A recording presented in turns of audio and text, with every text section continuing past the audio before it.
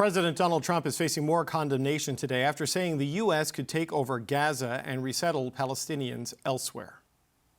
It is vital to stay true to the bedrock of international law. It is essential to avoid any form of ethnic cleansing. Today, the Israeli defense minister told his army to create a plan for the voluntary departure of Gaza residents. And this morning, Israeli Prime Minister Benjamin Netanyahu met with Republican leaders in Congress. He has said Trump's idea is worth paying attention to. All of this raises questions about the next phase of the Israel-Hamas ceasefire deal and broader stability across the region. Bob Rae is Canada's ambassador to the United Nations, and he joins me now. Bob Rae, welcome back to the show. Good to see you, sir. Good to see you, David. Thank you so much.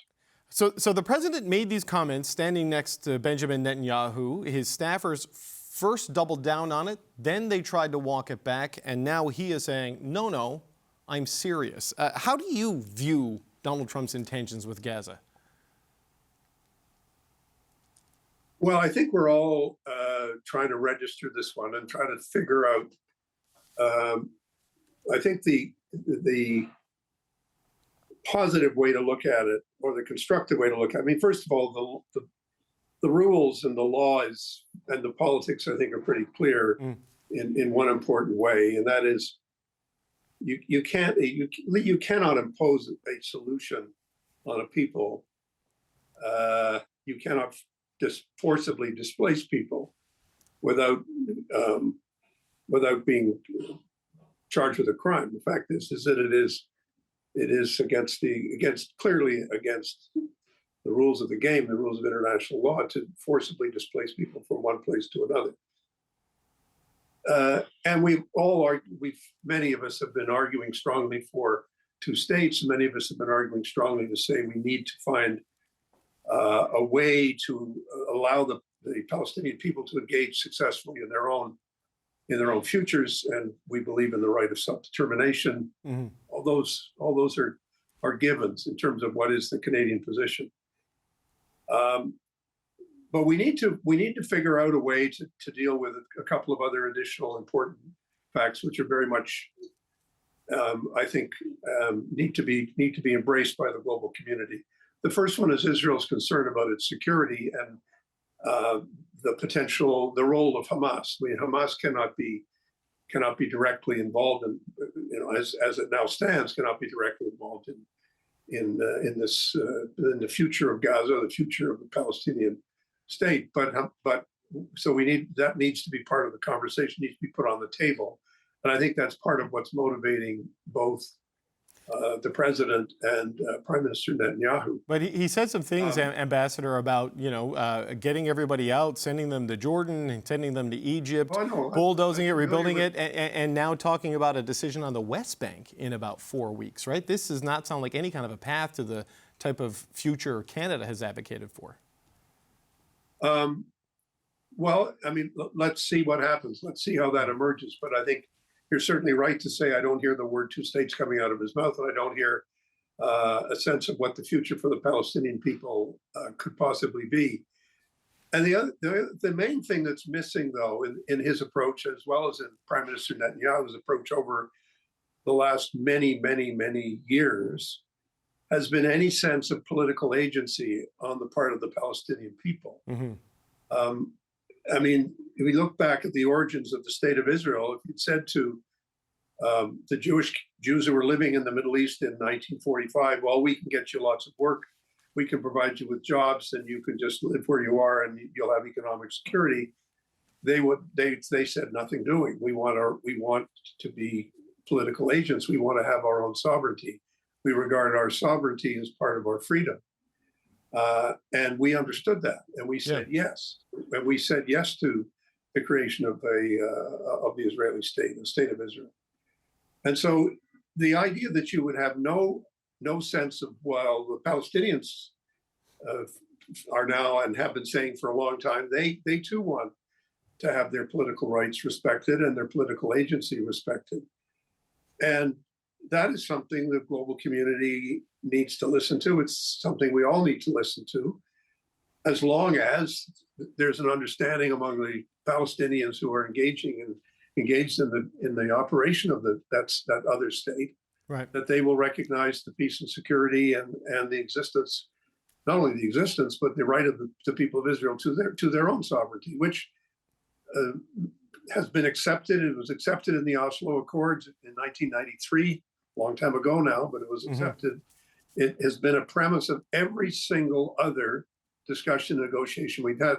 The one group that rejected it as the approach to take was Hamas. And we see where that led to on October the 7th with this horrific attack, which Hamas led. So you can understand the Israelis saying, well, we're really not going to go backwards to where we were without, unless there's some fundamental change on the part of the leadership of the Palestinians. And while the PA has accepted the existence of the state of Israel, and the PA accepts this two-state solution, Palestinian Authority does, so far Hamas has still not said anything constructive about that.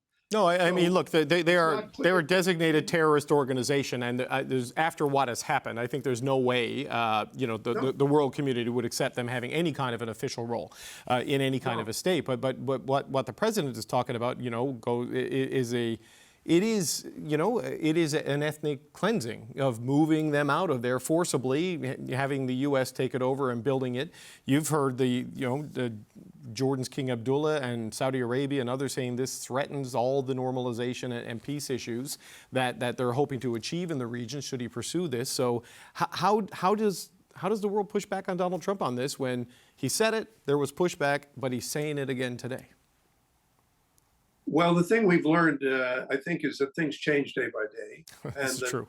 Facts have a way of getting in the way, and also the response from everybody else, particularly the parties in the region. And I'm glad you mentioned, in particular, the Jordanians and the Saudis. I mean, they are going to be critical partners in the establishment of a peaceful Palestinian state, and we all know that. Everybody knows that. The situation in Syria is still challenging for everybody, and we have a new government, but how well they're able to function and what they're able to embrace in terms of their situation, we don't know. Lebanon situation seems better than it was. Hezbollah has been put in its place, which is only right because of the way they've conducted themselves. But we still got a long way to go to get to a serious conversation about what the answer is. I regard the president's idea as just that. It's an idea.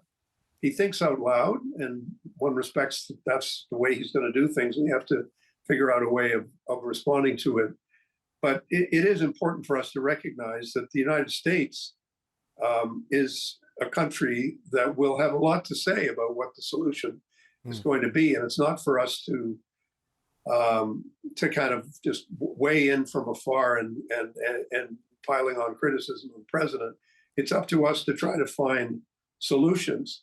But I think I've set the guardrails about as clearly as I can in terms of how Canada would see things. And that is to say, you can't move people without their permission. I mean, the bombing that took place in the context of a war that was ongoing has created terrible damage and inflicted terrible suffering on the Palestinian people as a result of the Hamas attack and the Israeli response.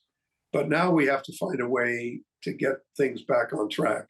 And I think that when we look at, how is the reconstruction going to happen? Who's going to do the reconstruction? How is it going to be paid for? And that's the first step. And the second step is, okay, how does that relate to a broader political approach that leads to a better answer? And frankly, if we don't take that route, the challenge that we faced prior to the terrible attack that took place in 2023, that will just continue. We will be back at square one with a people that have not been allowed to express themselves politically and who have not been allowed to take control of their own affairs in their own country, which is a dream that many, many people, groups of people have. We'll still have the same problem. We are not going to find a purely military solution to this. We're not going to find a purely outside solution to this. We're going to have to find a solution that will be the result of a negotiation process in which there will be many parties eager to be helpful.